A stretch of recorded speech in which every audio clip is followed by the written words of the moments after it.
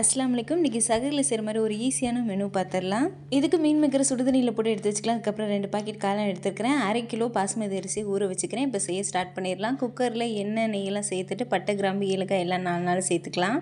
இதுலேயே 4 பெரிய வெங்காயத்தை சேர்த்து நல்லா வதக்கிக்கலாம். இதில் 3 மீடியம் சைஸுக்கு தக்காளியும் சேர்த்து வதக்கிட்டு இதில் 2 டீஸ்பூன் மிளகாய்த்தூள், 2 டீஸ்பூன் இஞ்சி பூண்டு paste, 1/4 teaspoon garam masala, 200 gram தயிர், 2 பாக்கெட் காளான் சேர்த்து நல்லா எண்ணெய் பிரிஞ்சு வர வரைக்கும் மிக்ஸ் பண்ணிவிட்டு புதினா கொத்தமல்லி அரை கட்டு, 3 பச்சை மிளகாய், 1/2 லெமனையும் சேர்த்து நல்லா மிக்ஸ் பண்ணிக்கலாம்.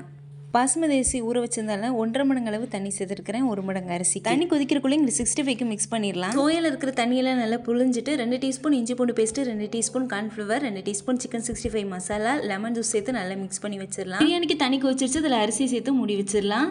நல்லா ஹை ஃப்ளேமில் சோயாவை பொரிச்சு எடுத்துட்டோம்னா சோயா 65 ரெடி. காளான் பிரியாணிக்கு ஒரு விசில் ஹை ஃப்ளேம்லையும் ஒரு விசில் மீடியம் ஃப்ளேமில் வச்சு இறக்கிட்டிங்கன்னா உதிரியான காளான் பிரியாணியும் ரெடி.